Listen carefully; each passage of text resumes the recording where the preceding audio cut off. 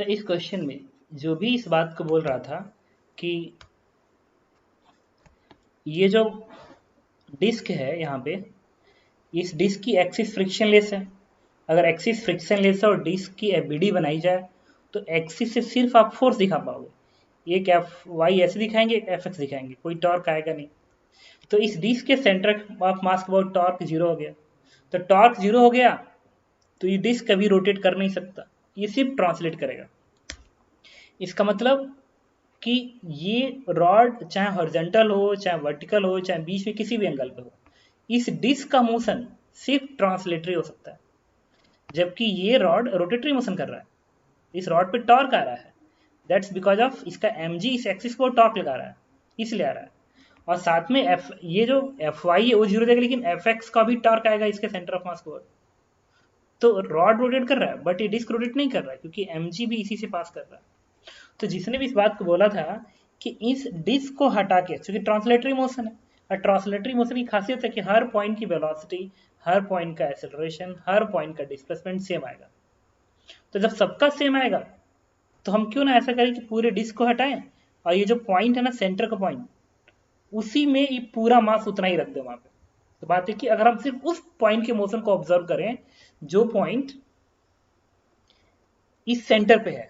तो इस क्वेश्चन को मैंने दो पार्ट में चेंज कर दिया। पहला क्वेश्चन थे जिसमें डिस्क है, एंड दूसरा पार्ट मैंने इस क्वेश्चन को कहा है कि क्वेश्चन इस तरीके से, और यहाँ पे एक सिंगल पॉइंट मास है जिसका मास एग्जैक्टली उतना ही है जितना इस डिस्क का मास है, एग्जैक्टली सेम है।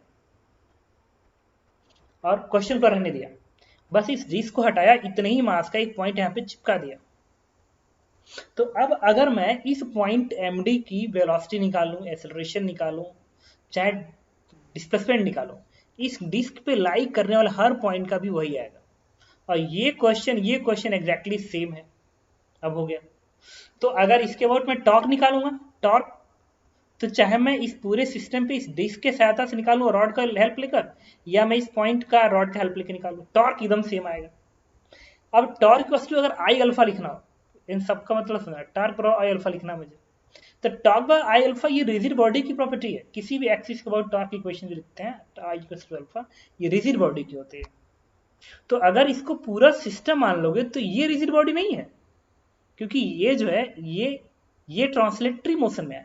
अगर ये फेविक्विक से मैं यहाँ पे चिपका देता, इसको, इस डिस्क को फेविक्विक से चिपका देता ताकि ये डिस्क इस रॉड के ऊपर रोटेट ना करे, ऐसे एकदम चिपका रहे, मतलब ये मोशन ऐसे करे, एकदम चिपक गया इसके साथ, तो मोशन ऐसे हो, ऐसे हो, तो मैं कहता कि पूरा रिजिड बॉडी है। लेकिन ये मोशन ऐसा नहीं, ये तो मोशन ऐसे हो रहा है, ऐसे हो रहा है, ट्रांसलेटरी मोशन, ऐसे मोशन हो रहा है। तो ये रिजिड बॉडी नहीं बन पाया ना, तो ये फॉर्मूला कैसे लगेगा, ये नहीं लगेगा, इसमें गड़बड़ हो गया। लेकिन हाँ, ये फॉर्मूला इस पे जरूर लग जाएगा, क्योंकि ये इस पे मैंने चिपका दिया है। तो इस क्वेश्चन को मैं एक नए क्वेश्चन में फ्रेम कर दिया है, और इस क्वेश्चंस के हेल्प में अगर मैं टॉर्क टू आई अल्फा इस एक्सिस के ऊपर लगाऊं, तो जब मैं आई लिखूंगा that is M L square by 3 plus M into eight D square. इस पॉइंट मास कम्यूनिट से M D M L square, और इसका एम एल स्क्वायर बाई 3 ऐसा लिख दूंगा। तो ये आंसर होगा। ये पिवोट मतलब नहीं है, अगर एक्सिस भी होता, पिवोट वाला नहीं तो हटा दो, तो गलत लाइन है, एक्सिस होता, अगर एक्सिस होता तो ये जो मोमेंट ऑफ इनर्शिया आती इस एक्सिस के बाद, वो इस क्वेश्चन में आती। और इस क्वेश्चन के हेल्प से अगर मुझे निकालना हो इसका टाइम पीरियड कितना होगा, जो कि आ चुका है उसमें, जो एडवांस का क्वेश्चन है आ चुका है उसमें, तो चाहे इसका टाइम पीरियड निकालना हो या किसी पॉइंट का एक्सेलरेशन वेलोसिटी कुछ भी निकालना हो, मैं इस क्वेश्चन को इस क्वेश्चन में बदल के निकाल सकता हूँ। ठीक है, लेकिन उन्होंने इस सिस्टम पे पूछा था मोमेंट ऑफ इनर्शिया, इस एक्सिस के अबाउट। इस एक्सिस के अबाउट मोमेंट ऑफ इनर्शिया जब पूछ रहा है तो हमें तो जाना ही पड़ेगा ना कि एक्चुअल में डिफिनीशन क्या है। जब हमें कुछ नहीं पता तो डिफिनीशन इंपॉर्टेंट है। तो मोमेंट ऑफ इनर्शिया किसी एक्सिस के अबाउट डिफिनीशन ही है ये, sigma M into R square, ये डिफिनीशन ही है। इससे क्या मतलब कि इसमें टॉर्क कैसे आएगा, क्या कैसे आएगा, वो तो अलग चीजें हैं। इस क्वेश्चन का मतलब सिर्फ क्या है, फाइंड द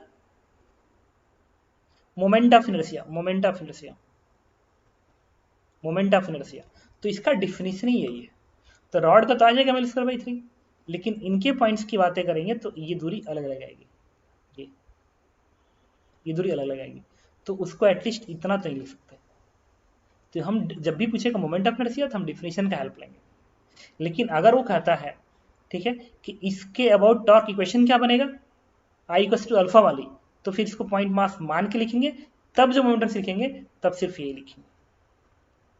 हाँ, इस एक्सिस के अबाउट अगर हम चाहते लिखना इसके ऊपर, तो फिर ये नहीं लिखते, एक इक्वेशन और लिख सकते हो, and that equation is torque about any axis equals to torque axis equals to D L axis upon D T. तो एल एक्सिस निकालनी पड़ेगी। तो इस पूरे सिस्टम का एंगुलर मोमेंटम, इस पूरे सिस्टम का एंगुलर मोमेंटम इस एक्सिस के अबाउट कितना होगा, तो इस रॉड का अलग से निकालो एंगुलर मोमेंटम, वो रिजिड बॉडी है तो आई ओमेगा से आ जाएगा, और इसका अलग से एंगुलर मोमेंटम निकालेंगे इसके अबाउट। लेकिन जब इस डिस्क का एंगुलर मोमेंटम लिखोगे ना, तो इस डिस्क का एंगुलर मोमेंटम इस एक्सिस के अबाउट उतनी ही आएगी जितनी इस पॉइंट की आएगी। क्यों?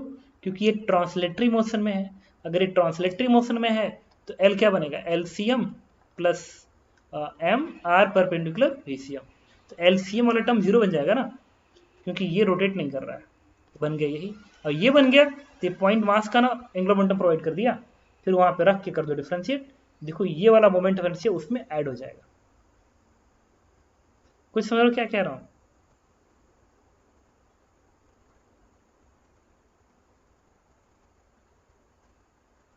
यस सर, समझ गए। हाँ, तो ये आंसर इसलिए गलत हो रहा है, ये आंसर सिर्फ इस वजह से गलत हो रहा है क्योंकि मोमेंट ऑफ इनर्शिया का एक्सिस के अबाउट डिफिनीशन ये है।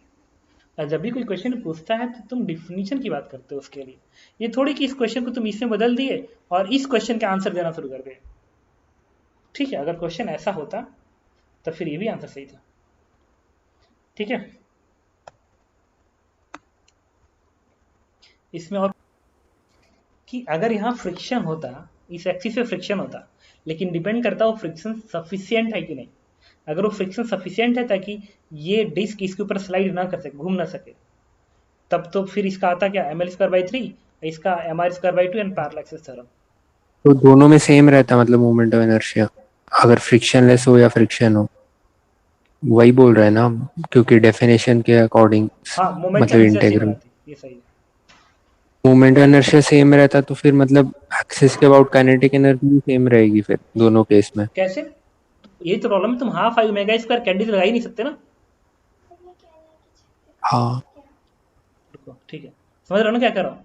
अगर तुम कैंटिन एनर्जी लिखोगे, अगर ये एक्सिस यहाँ पे फ्री है या फ्रिक्शन सफिशियंट नहीं है, तो फिर इसके अबाउट कैंटिन एनर्जी निकालने के लिए तो हम एक ही बार हाफ आई ओमेगा स्क्वायर थोड़ी ले सकते हैं, समझ रहे होगे तुम? ये तो तब लिखते हैं जब, ये तब लगाते हैं जब पूरा पूरा बॉडी रिजिड हो, रिजिड, और फिर इस पर स्लिप करवा रहे हो तो लिख ही नहीं सकते। इसका मतलब इसकी कैंडिडेट अलग लिखोगे और इस डिस्क की कैंडिडेट अलग लिखोगे, फिर ऐड करेंगे।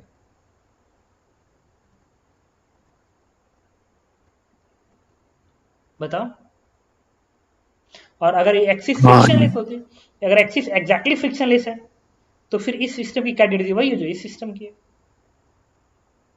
कुल मिला के खेल ये है कि मोमेंट ऑफ इनर्शिया का अगर डिफिनीशन ये है आई और सिग्मा आर स्क्वायर, तो मोमेंटम से पूछते समय मैं इसका यूज करूंगा। लेकिन कोई पूछे कैंडिडेट कितनी है सिस्टम की, तो इंपॉर्टेंट है ना कि हम जो फॉर्मूला यूज करने जा रहे हैं उसमें अगर हाफ आई ओमेगा स्क्वायर लिख रहा हूं, तो फिर ये फॉर्मूला किसके लिए होता है, पूरी बॉडी रिजिड हो। अगर रिजिड नहीं है पूरी बॉडी, कहीं पे घूम रहा है, तो दोनों को अलग अलग लिखो। तो फिर इसका रिजिड की तरफ से लिखेंगे और इसको ट्रांसलेटरी की तरफ से लिखोगे ना, तो तो फिर ए अलग। वाला ऑप्शन गलत क्यों है फिर? Acceleration of each particle of disk must be same and moment of inertia of system about pivot is, अच्छा ये तो लाइन सही है, each particle of disk must be same। अगली लाइन क्या बोला है, moment of inertia. That is the वो फ्रिक्शन वाला केस है। बट मोमेंट ऑफ इनर्शिया तो हमने बोला सेम ही रहेगा ना दोनों में। रुको, बट द फर्स्ट हाँ, तो वही फर्स्ट है पार्ट ना। इज नॉट करेक्ट ना, एक्सेलरेशन हाँ, of each point is not same. हाँ, फ्रिक्शनलेस नहीं बोल। क्यों? अगर ये फ्रिक्शन लेस है, सर अच्छा उसमें अच्छा, तब फ्रिक्शन होएगा है, ना फ्रिक्शनलेस फ्रिक्शन गॉट लिखा इट है। है। गॉट इट, लिखा नहीं, ठीक है, ये लिखा नहीं। अगर यहाँ पे फ्रिक्शन होता नहीं, तो फिर सबका एक्सेलरेशन अलग अलग हो जाता। हाँ ठीक सर। है, इसीलिए गलत हो रहा है। और इसमें मेरी बात समझ में क्या बोलने की कोशिश कर रहा हूँ कि डिफिनीशन क्या है मोमेंट ऑफ इनर्शिया का और यूज वो कैसे हो रहा है, और जहाँ यूज हो रहा है उस फॉर्मूले में का इंपॉर्टेंस क्या है, उस फॉर्मूला में क्या चीज यूज होगा क्या यूज नहीं होगा। नहीं समझ आ रहा है क्या? आ गया सर। हाँ, क्योंकि ये क्वेश्चन अलग है यस सर। और ये क्वेश्चन अलग है। कई बार हम ऐसा नहीं करते हैं क्या कि क्वेश्चन को दूसरे क्वेश्चन में चेंज करते हैं, ठीक है, बातों को समझते हैं, उस क्वेश्चन को सॉल्व करते हैं, उसके आंसर निकालते हैं और उससे मैच करा लेते हैं। तो हम इसको यहाँ पे ले जाके हम उसी काम को कर रहे हैं, ठीक है।